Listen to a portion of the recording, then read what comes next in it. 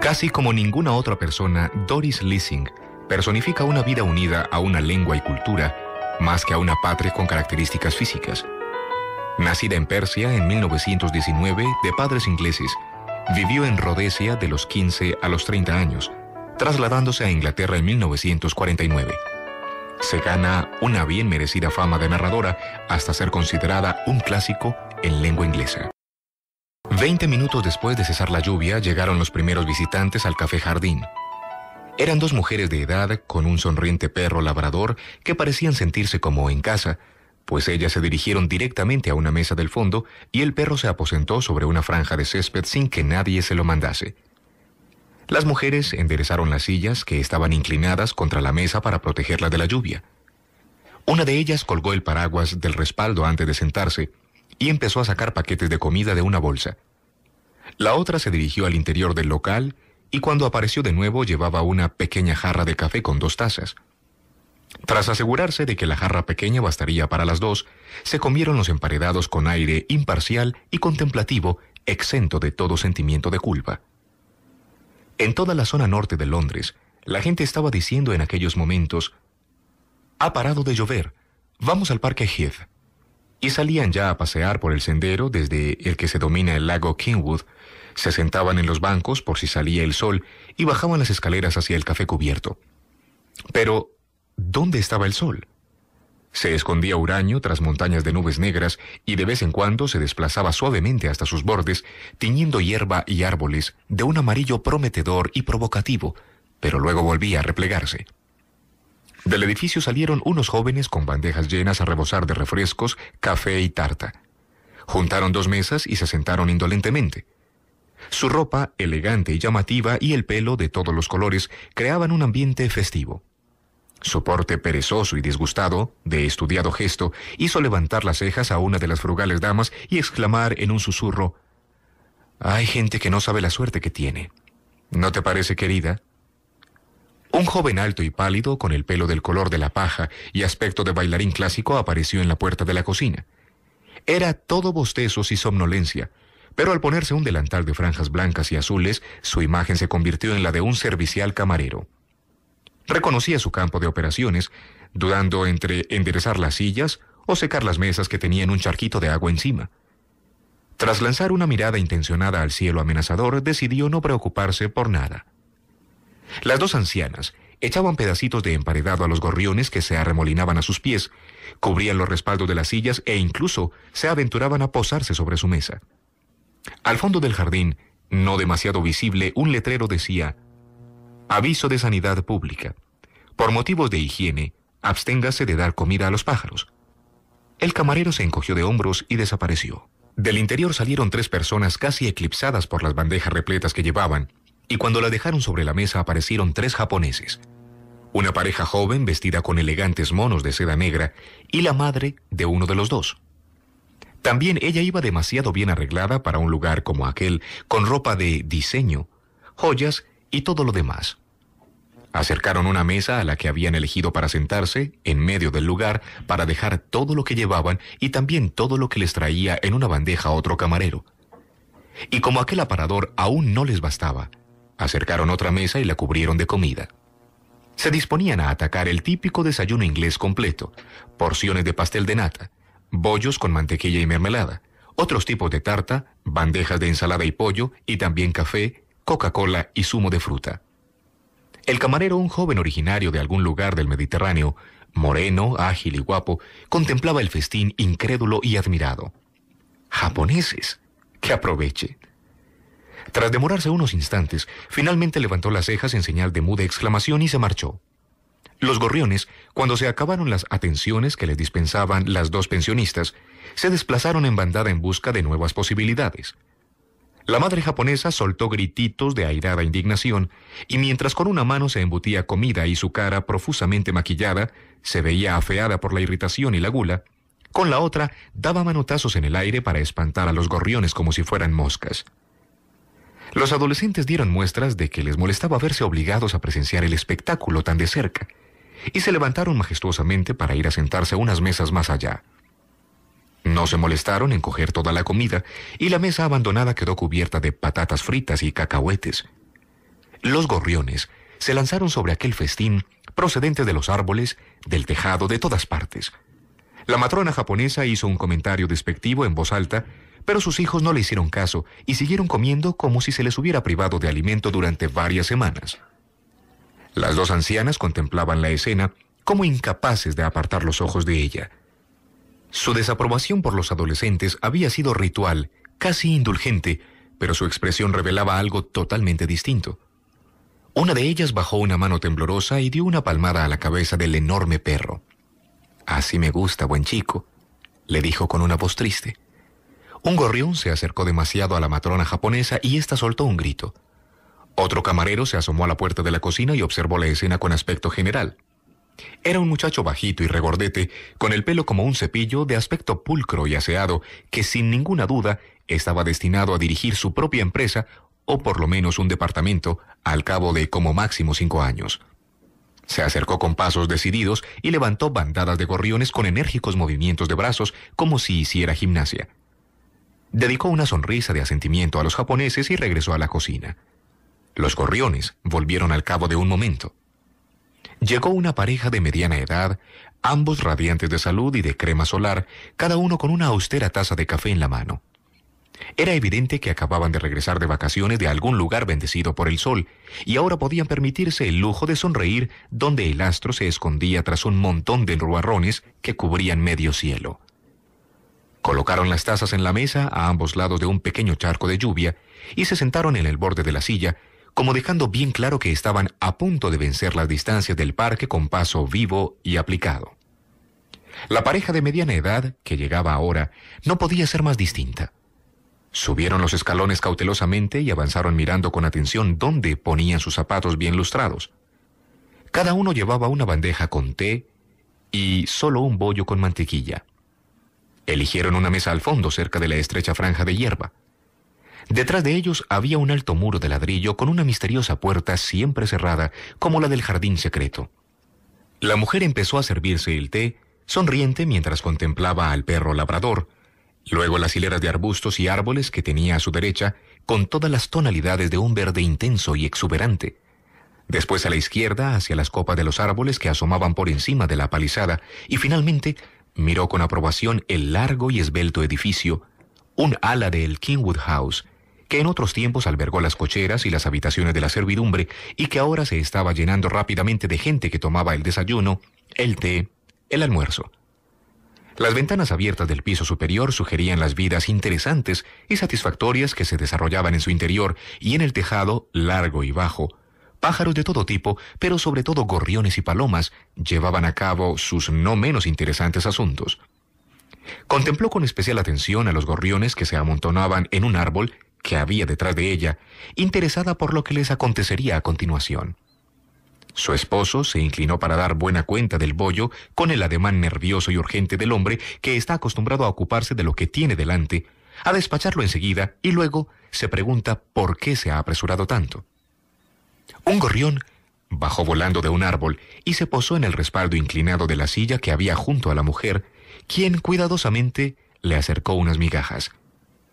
«Pero Hilda, ¿qué haces?», la reconvino el marido con un tono de voz bajo, impaciente y malhumorado. «¿No ves que está prohibido?». Y volvió la cabeza para asegurarse de que el letrero de sanidad pública seguía allí. «Menuda tontería», replicó ella serenamente mientras sonreía a un gorrión. Él le dirigió una mirada feroz mientras se llevaba un pedazo de bollo a la boca, con la mirada frustrada de quien sabe que no controla ninguna situación. Luego, cuando el gorrión empezó a aletear descaradamente hacia su mano, se apresuró a meterse el pedazo de bollo en la boca, lo tragó y dijo: «¿Son capaces de quitarte la comida de la boca?». Hilda enderezó con suavidad la silla que tenía a su lado y luego la otra. Enseguida descendieron los gorriones a posarse en los respaldos. Depositó una miga junto a ella y aguardó. Un gorrión experimentado que llevaba ya muchos veranos, un flaco pájaro de caza de color gris con manchas chocolate y negras, se lanzó en picada, lo arrebató y volvió al tejado de la cochera perseguido por otros 2. En el respaldo de la silla que había junto a la mujer había 3 gorriones observando el uno junto al otro. «Mira, Alfred», dijo, «son crías. Fíjate, aún les queda un poco de plumón». Tenían las comisuras del pico amarillas y un aire cándido y pulcro recién forjado. Las plumas de un gris castaño relucían. El hombre los contemplaba con una mirada de aprensión que resultaba claramente excesiva. Visto desde lejos, parecía más joven de lo que era, ágil y de mediana edad, limpio, bien peinado y pulcro, pero de cerca se advertían las migas que se le habían caído sobre el jersey y una mancha de té reciente en la corbata. Tenía una mirada gris y vacía. Su esposa, una mujer entrada en carnes, estaba sentada muy cerca de él y todo en ella revelaba que dominaba la situación. Las manos contenidas y hábiles, el pelo suavemente ondulado, la ropa en su lugar. Si no era mucho más joven que él, por lo menos esto es lo que parecía. Echó unas migajas a los 3 pájaros y el más oscuro titubeó, se lanzó en picado y se llevó una. El segundo luchó unos momentos consigo mismo, abandonó el respaldo de la silla, pero cuando ya se acercaba a la miga, su objetivo, le entró el pánico y con un aleteo formó un remolino en el aire y volvió al respaldo de la silla. «¡Vamos, sé valiente!», le reprendió la mujer. De nuevo el despegue indeciso, el viraje brusco y el aleteo al quedarse unos segundos suspendido en el aire. Luego el retroceso. Por fin logró vencer el miedo y resistirse a la imperiosa necesidad de volver a medio camino y llegó hasta las migas, donde demostró su futuro triunfal, pues cogió varias con gran rapidez y con el pico lleno se alejó a disfrutarlas en algún lugar. El último, el más pequeño, seguía posado allí, solo. Era un recién nacido que aún mostraba restos de pelusa en su cuerpo. Las comisuras del pico eran de un amarillo brillante. Había estado observando a sus excompañeros volantones con la mirada asombrada, tranquila y despreocupada de un bebé en su cochecito. «Vamos, tú también», le animó la mujer, pero el pajarito seguía quieto, observando, totalmente ajeno a la situación. Un gorrión distinto se posó entre las migas y empezó a picotear con toda celeridad. Era más viejo y sus plumas ya no tenían el aspecto tierno y joven. El pequeño dio un saltito hasta la mesa, se encogió, esponjó las plumas hasta convertirse en una bola suave y abrió el pico.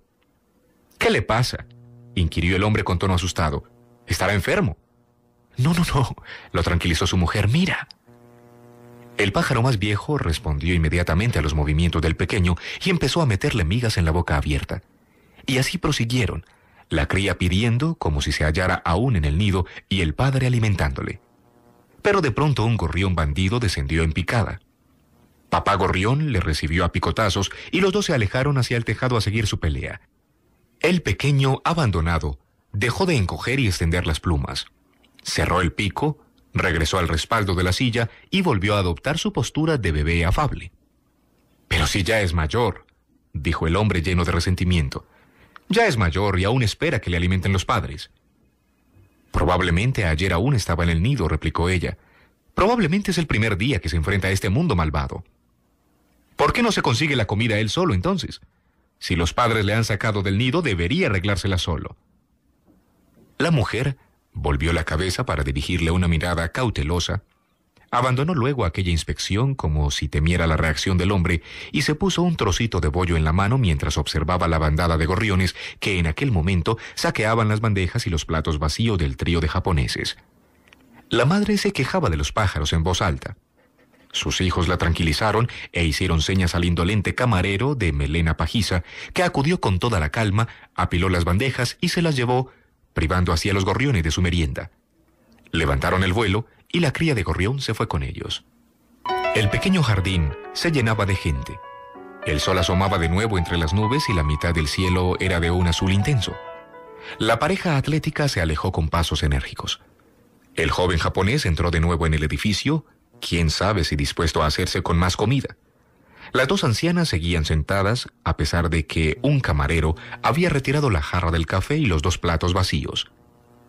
El perro yacía con la barbilla apoyada sobre la hierba y observaba un gorrión que daba saltitos a pocos pasos de él. La cría de gorrión regresó sola y se posó en el respaldo. «Mira, ha vuelto», exclamó con ternura la mujer. «Es la cría». «¿Cómo sabes que es la misma?» «¿Es que no lo ves? Para mí son todos iguales». Sin replicar, ella empezó el juego de empujar las migas cuidadosamente, cada vez más cerca, de modo que el gorrión se sintiera tentado sin llegar a asustarse.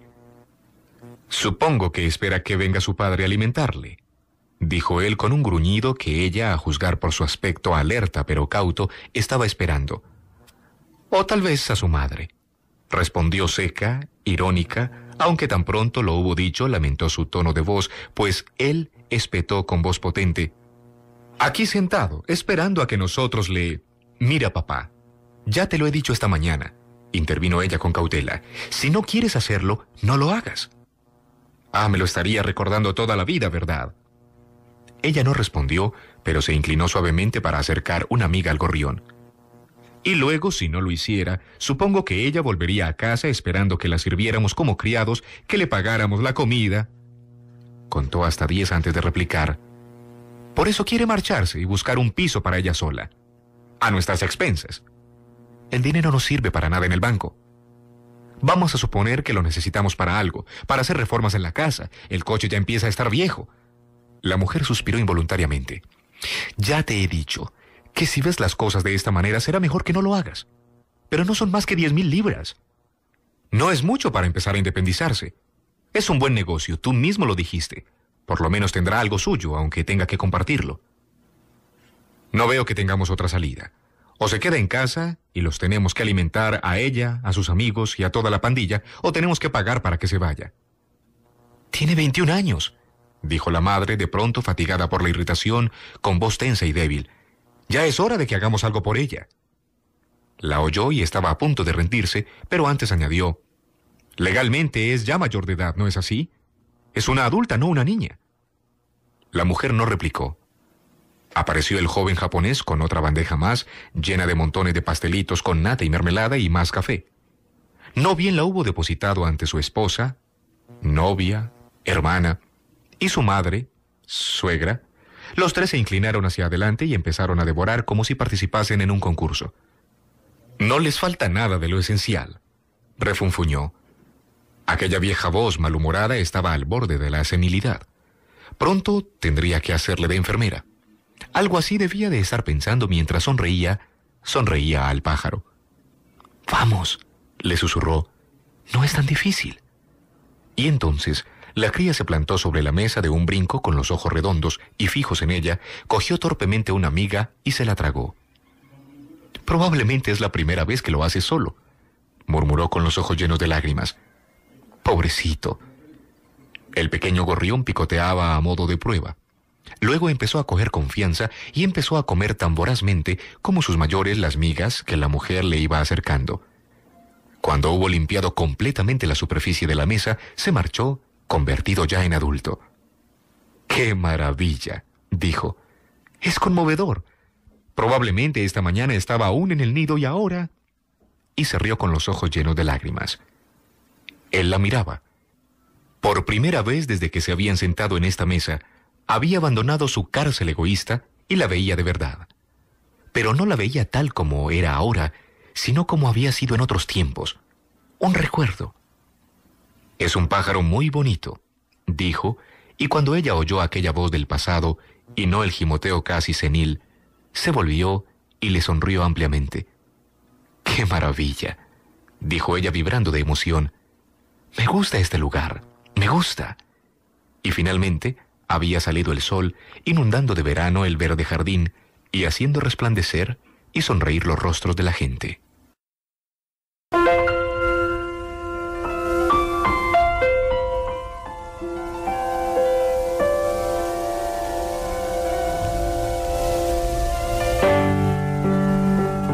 Están escuchando Literatura para Oír. Textos, cuentos, relatos y narraciones hablados. Emisora cultural Radio Bolivariana.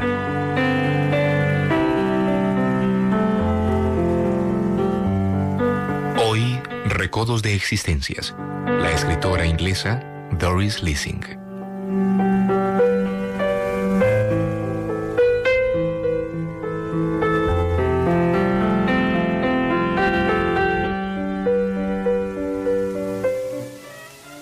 Iba yo conduciendo por una de las calles de Hampstead que, como todos sabemos, no fueron diseñadas para los coches y que no hace mucho tiempo eran caminos por los que transitaban caballos y peatones. De pronto se produjo un atasco. Nada extraño. Me detuve. No me quedaba más remedio. Delante de mí tenía un Golf, y delante del Golf, un Escort azul había quedado bloqueado de frente por una furgoneta roja. Solo que la furgoneta roja retrocediese un par de metros, el Escort podría pasar. Pero la furgoneta roja no pensaba moverse, aunque ello significara que para permitirle el paso, la conductora del Escort, sí, era una mujer, tenía que dar marcha atrás, rozando un coche aparcado, y luego girar bruscamente para entrar en un espacio exageradamente pequeño, desde el que de todas maneras sobresaldría demasiado. Si el Escort hacía esta maniobra, la furgoneta roja podría pasar, pero muy justo. Lo más lógico era que retrocediese la furgoneta. Estaba claro que se trataba de una cuestión de principios. Con los principios nos habíamos topado. La furgoneta roja se enfrentaba a una conductora que no pensaba ceder. El Escort se enfrentaba a un fanfarrón que no se atenía a razones. La conductora maldecía las ganas que tenía de llevar a cabo aquella maniobra absurda de dar marcha atrás y girar casi en ángulo recto para meterse en un espacio ridículo donde ni siquiera entraba el Escort, mientras que para la furgoneta retroceder era cuestión de pocos segundos. Al otro lado de la furgoneta roja se había formado una fila de coches que se extendía hasta lo alto de la colina. Empezaron a sonar bocinas. El Golf que estaba delante de mí la tocó para hacerles compañía. Luego el hombre del Golf se apeó, se dirigió hacia el Escort, se detuvo junto a la ventanilla y habló con la mujer. Después fue hacia la ventanilla de la furgoneta roja. Se dio la vuelta y regresó lentamente. Había decidido encontrar interesante la situación. Tenía una expresión filosófica, resignada y divertida. Balanceaba las manos, con las palmas hacia abajo, a ambos lados de los muslos, mientras decía: «Estamos metidos en un buen lío, pero habrá que tomarlo con calma». Se encogió de hombros y se metió en su coche. Luego sacó la cabeza y me hizo señas para que retrocediera. Exactamente detrás de mí, a la izquierda, salía una calle que subía por la colina, pero una muchacha bloqueaba el paso con su Toyota. Tenía problemas con un camión que estaba justo detrás de ella. El camionero gritaba que toda la culpa la tenía la conductora de delante, pero la chica del Toyota no estaba dispuesta a aceptarlo. No decía nada, pero sonreía con una ligera mueca de disgusto. El camionero se bajó del camión, agitó el puño en dirección al Toyota y luego, por si fuera poco, hacia mí. Después, con grandes zancadas enérgicas, pasó por nuestro lado y después por el del Golf, y llegó junto a los dos vehículos que se encontraban frente a frente. Desde la cabina del camión no se había dado cuenta de que el conductor de la furgoneta roja, un hombre, era más culpable de la situación que el Escort. Para quedar bien, chilló un poco contra la mujer del Escort, que fumaba ahora con tanta furia que daba la impresión de que ardía su asiento. No se molestó en hablar con el conductor de la furgoneta porque evidentemente había comprendido que no serviría para nada. Volvió al camión sin mirar al hombre del Golf, quien ahora se daba cuenta no sería un aliado, sino que probablemente le consideraba culpable. Pasó por mi lado, luego por el de la muchacha del Toyota. Trepó a la cabina y empezó a mirar cómo podía dar marcha atrás para que el Toyota pudiera salir por la izquierda. Pero detrás de él había ahora varios coches. Les gritó que retrocediesen, y aunque no podíamos verles, era evidente que también estaban furiosos porque tocaban la bocina sin cesar. Finalmente consiguió recular un poco. La muchacha del Toyota empezó a hacer complicadas maniobras hacia adelante y hacia atrás para lograr salir por la calle de la izquierda. Cuando finalmente lo consiguió, me dispuse a retroceder, pero el camión ya había avanzado, lo que hizo que el Golf de delante se pusiera a dar bocinazos frenéticos. Gritó al camión que saliera por la izquierda, pero el conductor no tenía la menor intención de abandonar el lugar, pues uno de los dos que se disputaban la razón acabaría por ceder y pensaba esperar hasta que él o ella lo hicieran. Ahora el hombre intentaba recular otra vez para dejarme salir a mí y al Golf, pero mientras tanto otros coches vociferantes se habían pegado a él. Le llevó un buen rato ir reculando despacio hasta dejarme espacio suficiente para salir por la calle lateral. El conductor del Golf empezó a dar marcha atrás tan pronto como dejé el espacio libre, con lo cual resultó que estaba retrocediendo lentamente en dirección al camión que avanzaba despacio. Cuando me alejé, los dos se estaban insultando. Fui calle arriba. Si uno quiere, puede girar y volver a entrar en la calle que yo acababa de desembrollar. ¿Por qué decidí hacerlo? El espíritu de la terquedad también se había apoderado de mí. Además, no veía por qué debía desviarme 800 metros de mi camino. En resumen, no hay excusa posible. Me incorporé a la calle unos 20 metros más allá de donde la furgoneta roja se enfrentaba obstinadamente al Escort. Ahora podía ver, más o menos, el perfil del conductor de la furgoneta roja. Era mayor, obeso, y sus mejillas parecían lavadas con agua de hervir remolacha. Un candidato al ataque de apoplejía. De la ventanilla del Escort salía una humareda. Solo le veía la cara, la fisonomía dura de una mujer que estaba dispuesta a dejarse matar para defender sus derechos y el sentido común. Tras la furgoneta roja, la larga hilera de coches bloqueados intentaba disolverse retrocediendo marcha atrás hacia lo alto de la colina para girar después a la derecha y coger una calle paralela a la que yo acababa de dejar. Esto significaba que yo y los coches que tenía a mis espaldas, incluido el Golf, debíamos esperar a que todos aquellos coches retrocedieran e hiciesen la maniobra. Constantemente se iban añadiendo coches a la cola, tocaban la bocina y los conductores se gritaban unos a otros, pues no habían comprendido la gravedad de la situación entre la furgoneta roja y el Escort. El hombre del Golf, el que antes había balanceado las manos en un gesto de tolerancia hastiada de este mundo, ahora no entendía qué era lo que me retenía allí.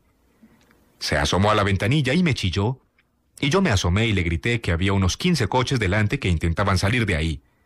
Finalmente se desmoronó. ¡Dios mío! ¡Es increíble! Aulló mientras empezaba a hacer gestos a los coches que tenía detrás para indicarles que iba a retroceder. El espacio era más bien insuficiente y tuvo que meterse en el camino privado de una casa cuyo propietario salió a protestar que aquello no era una carretera pública. Una conductora de entre los coches que maniobraban detrás de la camioneta roja los hizo detener a todos, se apeó del coche y fue hasta la furgoneta y el Escort.